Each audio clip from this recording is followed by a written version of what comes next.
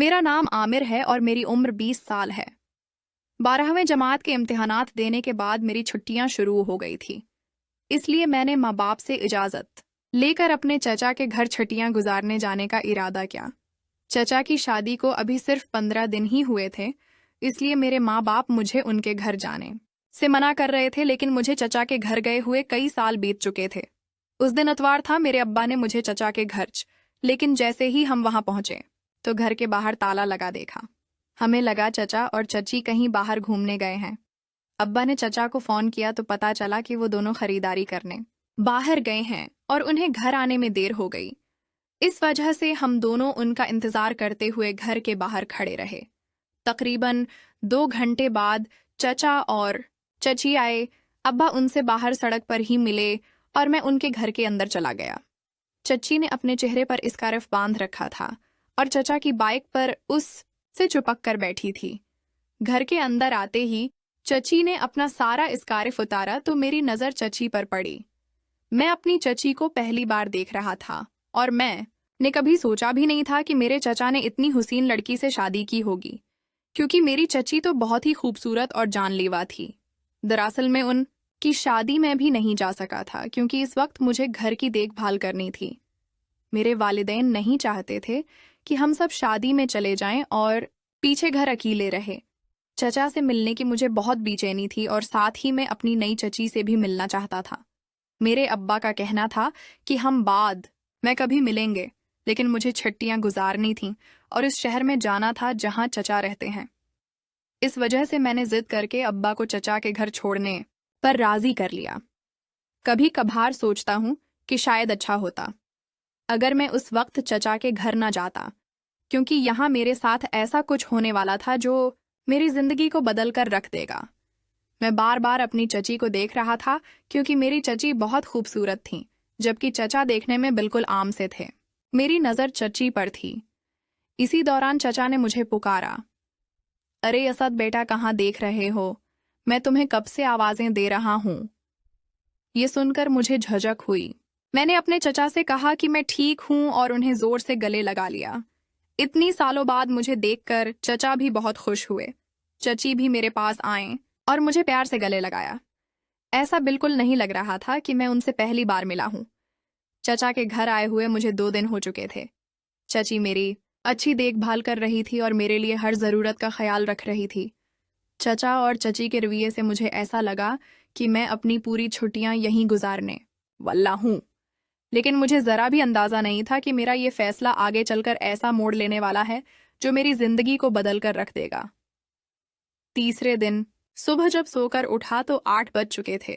मैं अपने कमरे से बाहर आया तो देखा कि चचा अपना बैग पैक कर रहे थे। उन्हें बैग पैक करते देखकर मैंने पूछा, आप इतनी सुबह बैग पैक करके कहाँ जा रहे हैं? इस पर चचा ने कहा, मुझे एजेंसी के काम से 2 महीने के लिए बीरुवन मुल्क जाना पड़ रहा है उस पर। मैंने चचा से कहा, क्या बात है? चचा, मुझे यहाँ आए हुए तो सिर्फ 2 दिन हुए हैं और आप इतनी जल्दी कहाँ जा रहे हैं? मुझे कुछ नहीं पता, मैं आपको भी कहीं नहीं जाने दूंगा। इस पर चचा ने कहा, ये मेरे लिए एक बहुत बड़ा मौका है और अगर मैं उसे खो देता हूँ तो मुझसे बड़ा बेवकूफ कोई नहीं होगा, क्योंकि इस प्रोजेक्ट के काम का तजुर्बा मुझे आगे एक पोस्ट दिला सकता है चचा के काम की। संजीदगी को देखते हुए मैंने आगे कुछ नहीं कहा। मैंने चचा से कहा, ठीक है, आज शाम को मैं अब्बा को बुला लूंगा और मैं भी अपने घर चला जाता हूँ, क्योंकि अगर आप यहाँ नहीं होंगे तो मैं यहाँ रहकर भी क्या करूँगा? तब चचा ने कहा, आसद, अब मैं यहाँ नहीं रहूंगा और तुम्हारी चची का ख्याल रखना तुम्हारी जिम्मेदारी है। जब तक मैं वापस नहीं आता तुम्हें चची का ख्याल रखना है और उन्हें क्या चाहिए क्या नहीं, इसका ख्याल रखना। और हाँ, एक बात जहन में रखना, तुम्हारी चची को अंधेरे से बहुत डर लगता है, इसलिए खास तौर पर अगर उन्हें किसी भी तरह की मदद की ज़रूरत हो तो तुम बेझिझक उनकी मदद करना, ख्वाह वो कुछ भी हो। मैंने इस वक्त इन अल्फाज का मतलब मुकम्मल तौर पर नहीं समझा था, लेकिन आगे चलकर चची ने उन अल्फाज का जो मतलब मुझे समझाया वो मैं कभी सोच भी नहीं सकता था। इस दिन मुझे चची के अंधेरे के डर के बारे में पता चला। मुझे इस बात पर थोड़ी हैरत भी हुई कि शादी शुदा होने के बावजूद भी उन्हें अंधेरे से इतना डर कैसे लग सकता है। मैंने चचा से कहा, ठीक है, फिर मैंने चचा को उनके कपड़े समेटने में मदद की और उन्हें एयरपोर्ट के लिए गाड़ी तक पहुंचाया। उन्हें अलविदा कहकर मैं और चची वापस घर आ गए। अब घर में सिर्फ मैं और चची ही थे। मुझे चचा के साथ बहुत मज़ा करना था, इनके साथ पूरे शहर में घूमना था। इस तरह मैंने अपनी छुट्टियां गुजारने का प्लान बनाया था। लेकिन चचा ने तो उस पर पानी ही फेर दिया।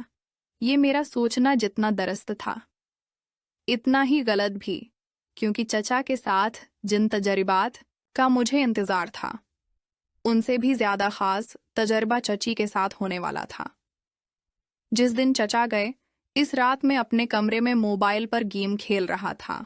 खेलते खेलते मैं बोर हो गया तो सोचा कि टीवी देख लेता हूँ और हाल में आकर बैठ गया। टीवी देखते हुए कुछ देर बाद चची मेरे पास आए और बोले, चलो थोड़ी देर बाहर घूमते हैं। ऐसा कहकर चची ने मुझे चचा की बाइक की चाबी पकड़ा दी और फिर मुझे आइसक्रीम खाने के लिए बाहर ले गए। हम घर से बाहर निकले, बाइक पर चची मेरे पीछे बैठी थी। इस वक्त अनजाने में चची का हाथ मेरी कमर से टकरा गया। ये देखकर मैं थोड़ा सा झुझका, इसलिए चची ने फौरन अपना हाथ पीछे खींच लिया। लेकिन अगले ही पल चची ने अपना हाथ मेरी कमर पर भी, उनके रवैये का मतलब मुझे समझ नहीं आया। आइसक्रीम खाकर हम घर वापस आए। जैसे ही चची ने घर का दरवाजा बंद किया और हम अंदर आए, अचानक घर की सारी लाइट्स बंद हो गईं। अचानक लाइट जाने से चारों तरफ गहरा अंधेरा छा गया। मैं चची के पीछे खड़ा था, तभी चची ने पलटकर मुझे जोर से गले लगा लिया। इस वक्त चची का जो लम्स मुझे हुआ, उसने मुझे एकदम चीन कर दिया। मैं भी अब जवान हो रहा था और कभी किसी औरत को ऐसा लम्स महसूस नहीं किया था। मुझे समझ नहीं आ रहा था कि क्या करूं, तो मैं वैसे ही खड़ा रहा। इस वक्त मेरे दिमाग में जो ख्यालात आ रहे थे वो बिल्कुल मुख्तलिफ थे।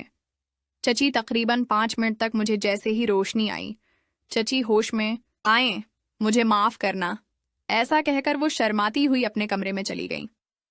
वहाँ क्या हो रहा था और अचानक मेरे साथ जो हुआ, इससे मैं मुकम्मल तौर पर हैरान था।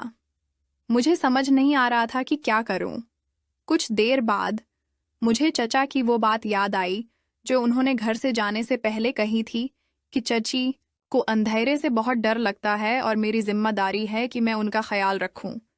अब मुझे समझ आया कि चची ने अंधेरे का बहाना बनाकर मुझे गले लगाया था। इस रात में भी अपने कमरे में जाकर सो गया, लेकिन बिस्तर पर लेटते हुए चची बार बार मेरी आंखों के सामने आ रही थी। चची काफी मादरन थी और ऐसे कपड़े पहनती थी जो मैंने कभी नहीं देखे थे। मगर चची बहुत हुसीन थी और ये कपड़े पहनकर और भी प्यारी लगती थी। शायद वो उसी लिए ऐसे कपड़े पहनती थी, मगर मैं जब भी उनकी तरफ देखता तो शर्मा सा जाता था, और वैसे भी मैं एक छोटे से गांव का लड़का था, इसलिए उनके तौर तरीके मेरे लिए बहुत खास लग रहे थे। अगले दिन सुबह जब मैं नींद से बीदार हुआ तो देखा कि चची बावर्ची खाने में चाय बना रही थी। इस वक्त उनकी तरफ देखना मुझे थोड़ा अजीब लग रहा था। चची भी मुझे चपके चपके देख रही थी। हम दोनों एक दूसरे को देखकर शर्मा रहे थे। जब मैं पानी पीने के लिए बावर्ची खाने की तरफ गया तो चची ने फिर से मुझे जोर से गले लगा लिया। मैंने थोड़ा सा झटका दिया, क्योंकि कल की बात अब तक मेरे दिमाग से नहीं गई। अरे असद, शर्माने की क्या बात है? मुझे पता है कि ये सब तुम्हारे लिए नया है, लेकिन कल रात में वाकई बहुत डर गई थी। अगर तुम्हें बड़ा लगा हो तो मुझे माफ़ कर देना। फिर हंस कर बोलें, और हाँ, आज जो गले लगाया वो तो मैंने मजाक किया है। तुम मेरे लिए बहुत छोटे हो और मैं तुम्हारी चची हूँ, इसलिए मुझे तुमसे मजाक करने का पूरा हक है और मैं ये हक लेकर रहूंगी। चची कि इस अंदाज पर मैं भी मुस्कुरा दिया। उन्होंने फिर से मजाक में मुझे गले लगा लिया, लेकिन उनकी इस तरह की हरकत से मेरे दिल में मुख्तलिफ ही जज्बात पैदा होने लगे थे। मुझे भी ये महसूस होने लगा था कि अब मैं बड़ा हो रहा हूँ। शायद चचा को ये अंदाज़ा नहीं था कि ऐसी चीज़ें हो सकती हैं। कुछ दिनों बाद एक दिन शाम को मुझे समोसे खाने की ख्वाहिश हुई। समोसे बनाने के बाद मैंने चची से कहने का सोचा और इन के कमरे की तरफ गया। चची का दरवाज़ा थोड़ा सा खुला हुआ था। मैं बगैर इजाज़त उनके कमरे में चला गया। इस वक्त वो बस्तर पर बैठकर अपने मोबाइल में कुछ देख रही थी। उनके पीछे का अंदाज ऐसा था कि देखकर मुझे ही शर्मिंदगी महसूस होने लगी।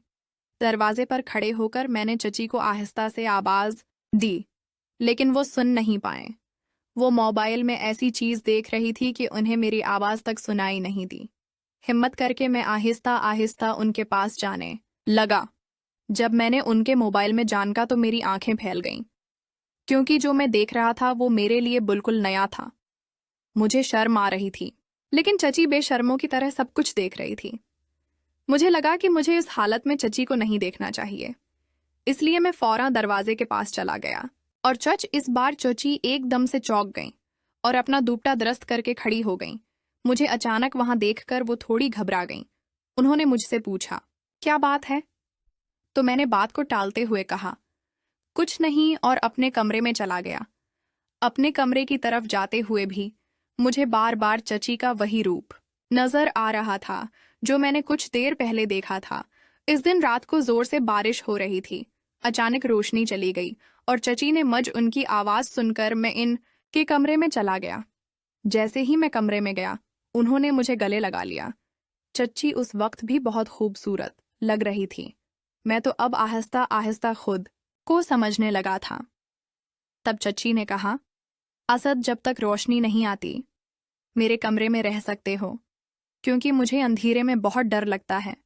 ये सुनकर मैं मुस्कुराने लगा। मैंने कहा, चची, तुम तो इतनी बड़ी हो, फिर क्यों अंधेरे से डरती हो? ये सुनकर चची मुझ पर खौफा होने लगे और फिर मुझसे कहने लगे, वो इसलिए कि मुझे बचपन से ही अंधेरे से डर लगता था, इसलिए अब तुम मेरा मजाक मत उड़ाओ।